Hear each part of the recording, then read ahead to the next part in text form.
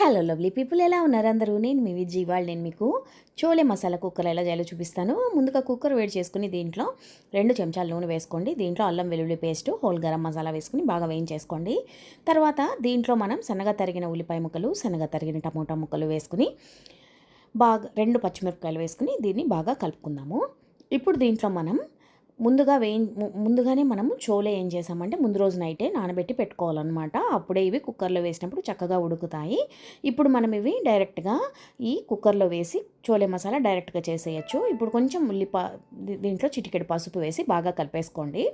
తర్వాత దీంట్లో రుచికి సరిపడా ఉప్పు వేసుకోండి. తర్వాత ఒక 2 చెంచాల కారం, తర్వాత ధనియాల పొడి వేసుకుని చక్కగా కలిపేసుకోండి. తర్వాత మనం దీంట్లో ముందుగా నానబెట్టుకున్న చెనా వేసి బాగా కలిపేసుకోండి. దీనికి సరిపడా నీళ్లు పోసుకోండి. 1 కప్పు దాకా నీళ్లు పోసుకుని దీన్ని మనం కుక్కర్ మూత మూసేసి బాగా ఒక 4 నుంచి 5 విజిల్స్ వచ్చే వరకు ఉడికించుకుంటే యమ్మీ యమ్మీ చోలే మసాలా రెడీ అయిపోతుంది. దీనిపైన మనం సన్నగా తరిగిన కొత్తిమీర చల్లేసుకుని ఎంజాయ్ చేయడమే. ఇది పూరీతోటి చాలా బాగుంటుంది. లాస్ట్గా దీంట్లో గరం మసాలా వేయడం అయితే మర్చిపోకండి.